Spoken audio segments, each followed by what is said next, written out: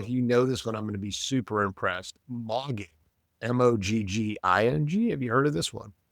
I have, but it's not really intuitive. I have heard it, Okay. but I doubt. I'll give you the definition and you try to use it in a sentence. Okay. Ooh, okay. To look physically better than someone else while standing next to them. It usually refers to being taller, having a sharper jawline, or generally dominating the frame. Welcome to episode 101 of the Weekly Docket, a podcast by the Silberman Law Firm where we talk legal news and practical law. Today is December 19th, 2025. I'm Phil Silberman, owner of the firm and your host, and I'm joined by Chris Hield, my co-host, who is also the firm's supervising attorney. Chris, give me, for the college football playoffs, okay, give me like your Vegas favored pick, okay, like the dominant guy you think's just going to roll, all right, and then give me your underdog. I haven't.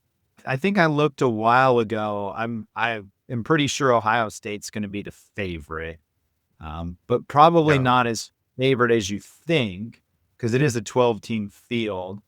And I think the surprise, it's not really a surprise. I think a lot of people would get on Indiana just because, one, they've already beat Ohio State and they're pretty good and they're pretty fun. Yeah, So I would there you agree. go. Ohio State rolls, but Indiana is your underdog upset. I think you could have said Ole Miss maybe before the whole coaching fiasco. Do you follow that at all? Yeah, if Lane was there, I would definitely be on Ole Miss. But Yeah. Okay. well, What? such is Oh, life. well. Oh, it should be an interesting playoff bracket. You might be into the realm of, is this as exciting as March Madness? I don't know if we start getting that kind of thing, but I think we discovered last year it's not, and this year's going to be as equally disappointing with the first round games. So they'll continue to tweak it. But uh, yeah, this isn't 16s over ones. This is going to be James Madison going out with a whimper. yeah, that's probably right. All right. So some of the feedback we get is we need to have some of our female attorneys on the show. So we appeal to a female audience. All right. Stop asking sports questions to my co-host, but we're going to work on that. That's like a New Year's resolution coming for 2026. But all right, let's talk about what's on our We got sports and so Let's talk about what's on our docket today. Okay. So we're going to talk about Trump reclassifying marijuana. That's in our legal news section. That was big news. We'll talk about what that really means for regular people in Texas. And then we'll do a legal question about what are our current taxable estate thresholds for 2026 and who needs to file some forms and gifting and all that kind of thing, because people are thinking about that at the end of the year. And then in our rant and rave section, we're going to quiz Chris on teenage slang and ask him to use some of these words and sentences. And that's our show. So let's go ahead and get it kicked off with our legal news section. Trump reclassifying marijuana. Chris, we talked about this on a previous show. Did you follow this? Did you see this at all or not really? it's ringing a bell, but no. Okay. I can guess that it's something about making it less criminal, if I Yeah. had to guess. That's right. And this is not that big a news, except the legal component of it here is executive order. We're reclassifying it. We're going to reschedule it. So marijuana is now a schedule, instead of a schedule 1, it's going to go to a schedule 3. And what that means is marijuana, cannabis, it used to be in the same category as heroin and LSD, drugs with no medical use, really hardcore drugs. And now we're moving it into a class of drugs like ketamine and Tylenol with codeine, drugs with an accepted medical use. That's the big legal effect. Okay. Now, here's what you need to do. If you're just like a gummy guy, or let me smoke some weed in the park type of guy, not even sure that's definitely not legal. Okay. But if you're that kind of guy that don't light up and go down to your local park or Memorial Park and start walking around the park. Okay. That's not gonna work. All right. This is basically a bureaucratic change. It doesn't change Texas penal codes. Possession of marijuana without a prescription is still very much illegal in Texas. Now, in Houston, Chris, it's really not enforced. Places like Houston, Dallas, Austin, not really enforced. So that's probably how you get away with it so much. But the Ken Paxton, our attorney general, I don't know if you knew this, Chris, but he sues all these cities, Austin, Denton, Clinton, and these cities that for some reason attempted to decriminalize pot locally. Ken Paxton not happy with that. Yeah. What do you think, Chris? You like That's his crusade. That's his crusade. I'm not a fan of recreational drug use, but I understand the policy. And it's been 5-10 years now. And I think it's more of a not taking a political opinion, but isn't it, hey, don't we need space in jail for real criminals? We really don't need people with marijuana possession in jail. There's way worse people that we need in the jails. I tend to agree with that, and I do have some libertarian tendencies. I think where it gets me is you get into this whole concept: is marijuana a gateway drug? Does it make people lazy? Do they start stealing stuff to get it? And then it is affecting other members of society. I think the THC is very potent when you vaporize it.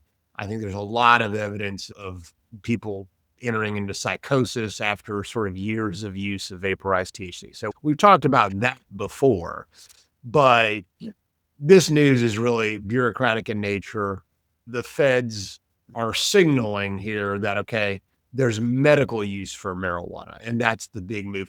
There's also some tax implications to this. Prior to this, there was a rule. I don't have this in the outline, so I may do this from memory. I think it's Rule 280E, like Echo, and it did not allow marijuana businesses to deduct any expenses effectively.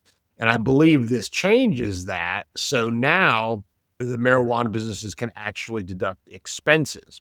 So that's a good thing, I guess, if you own shares or you're in a marijuana type business. But does that apply to the CBD shops on every corner, or is it dispensaries like in other states? See, I think it's the bigger dispensaries that applies to. Now, cannabis businesses also have a big banking problem. The banks don't want to bank them. I don't know if that changes this or not, but I think this is the direction that's going. So this is the news. It's a small change. It doesn't mean you can go crazy with marijuana products now or cannabis products in Texas, but that's effectively what it means. All right, let's move on to our next legal question. What are the current taxable estate thresholds? Chris, I'll just tell you for 2026, after the big, beautiful bill, we've now got 15 million for an individual, and for a married couple, 30 million, Chris. So you and your wife are now okay. You're not going to, if one of you dies in 2026, you're not going to have a taxable estate. You can rest easier knowing that we've jumped it up to 30 million. Okay. But all right. Good news. Yeah. What does that really mean? If you happen to die in 2026 and you estate and you're an individual and your estate's under 15 mil, or you're married, your estate's under 30 mil, you're not going to pay estate tax. You can't. That is also your lifetime exemption right now. And if you're out there and it's the holidays and you're giving gifts you want to give money to kids and you're older and you're like, hey, I want to see my kids enjoy this now, you can give up to $19,000 to an individual per recipient. And that means that doesn't count against your lifetime estate, your annual exclusion, so to speak. If you do give more money than 19 grand, then you're supposed to report it, Chris. Do you remember the form number? I can't remember. Is it 709? 709. Yeah. 706 is estate tax. 709 is gift tax. Yeah. So it's actually a separate thing from your IRS return, but deadlines are the same for 1040s. You file 709 and you report, so the IRS knows to take that away from your lifetime exemption. So bottom line, you can give up to 19 grand without having to file a form, and 30 mil for married couples on the estate tax threshold for 2026, 15 million for individuals. But that is good information for people, because a lot of people are under the misconception that the donee has to pay tax. Mm-hmm. And it's actually the donor. And this concept of a lifetime exemption, because we're lawyers, most people don't know this though. You have that exemption. You can use it anytime. You can use it during your life to give away $15 million, or you can wait until your death and give it all away then and use your whole exemption. But the theory being you file your gift tax return year over year as you gift away your estate. So the IRS knows how much of your exemption you're using. And then at your death, you use the remainder. Yeah. And obviously, this is only for the top 0.001%, but for those who it applies to, I hope we can help. Yeah, it is very wealthy people with a high net worth. All right, that brings us to my favorite section of the show. It's our rant and rave section. We're talking about teenage slang. And my kids have been wanting to do this piece for a while now. We'll see how it goes. I think some of these are easy. Some of them are things I would not know. Chris, you're the only person I have to test this against right now. So you're my guinea pig. Okay. I think we're going to start off with an easy one. All right. Cooked, Chris. Are you familiar with what it means to be cooked? That's an easy one, I think. Usually I hear it in, if you're cooked, you're done. True. But like, you can also say, let him cook. Like he's on a roll, let him go, let him do his thing. Oh, that's a new one, because the definition I've got here for teenage slang is to be in a hopeless situation, doomed or finished. It could also mean you're physically exhausted, but I do think you're right. I have heard kids say, "Oh, let them cook," or something like that. So Yeah. Double meanings. Okay. Next one we've got Rizz, R-I-Z-Z. Have you heard of that one? Know what it means? I have. It comes from charisma, Mm-hmm. but I think they usually mean it for like game. We used to say game in the 90s. Oh, If yeah. you have game. Okay. Yeah, there you go. It refers to someone's ability to charm a romantic interest or flirt smoothly. And there is something unspoken, Rizz, is charming someone without saying a word. That's why my wife loves me so much. I just have that unspoken Rizz. I just look at her and the charisma takes over. Aura, we did talk about aura farming in a previous show. Yeah. And this one has been around for a long time. We believe it arose out of some sort of spirituality in the 1800s that was popular, but it's a qualified measure of someone's coolness or mystical energy. All right. And here's one I didn't know. Teens, they actually use it often like a video game score, like you get points, aura points, right? You can lose or gain points. You have an aura meter, Chris. I'm not going to say where we think you are on that meter, but I would be in trouble. There was a Black Mirror episode that was exactly what you're describing. And yeah, where everybody's social score defined them. So I would not want to live in that world. no, that's a very qualitative, subjective thing too. So if you've seen my dad fits, my daughter will take photos of the things I wear. Like I guess post them to her friends. And if you were to see my dad fits, you would know that I don't have much aura, but You're calling it a fit. I've done something. Is that correct? All right, next one, crash out. Have you heard of this one, Chris? Yeah. It just means you like have a meltdown. That's what we would call it. Yeah. Yeah, so here I can do one. When I see billing reports for the end of a period, and if someone has not billed enough, I might have a tendency to crash out. Definition: to lose control of your temper, go crazy, or act recklessly due to frustration. I don't know if recklessly is the right word. Maybe it's fire them now, or fire them. I'm sorry. Could be a female or something else we need to say. Fire them now. I've crashed out. All right. Glazing. Do you know what glazing is, Chris? Probably means like overly complimenting. You are really good. Okay. You actually know these. I would not have known these. Definition: over complimenting someone to the point of it being embarrassing. It's sucking up or brown nosing or hyping someone up way too much. Okay.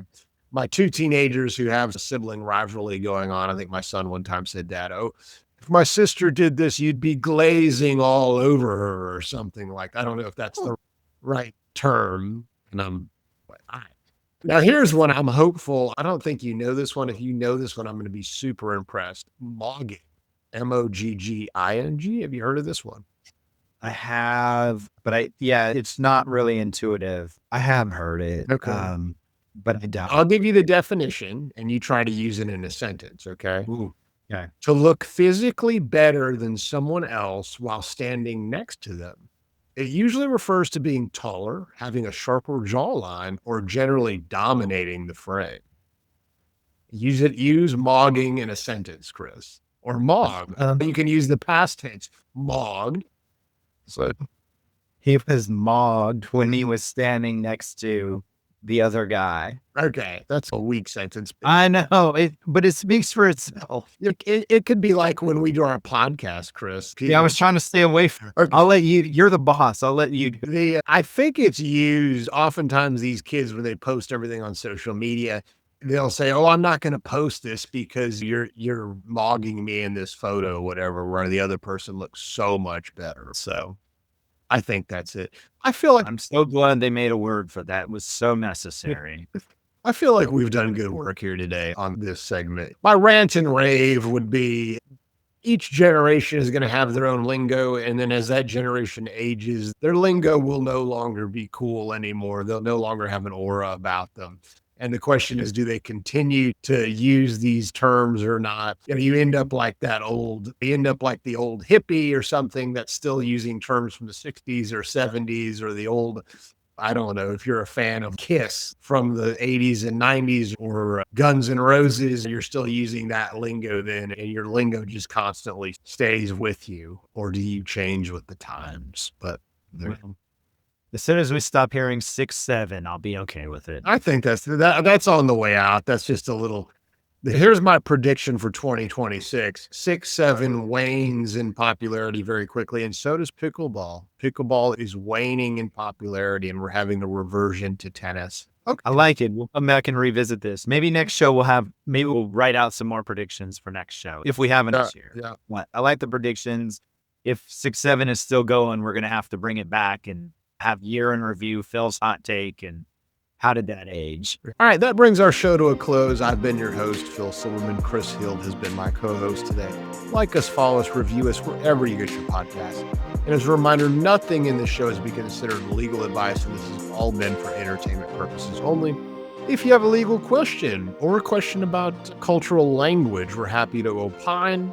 Email us at info@syllablawfirm.com and tell us you want it publicly answered in the podcast. Everybody have a great rest of your week, and Merry Christmas if we don't do another show before that.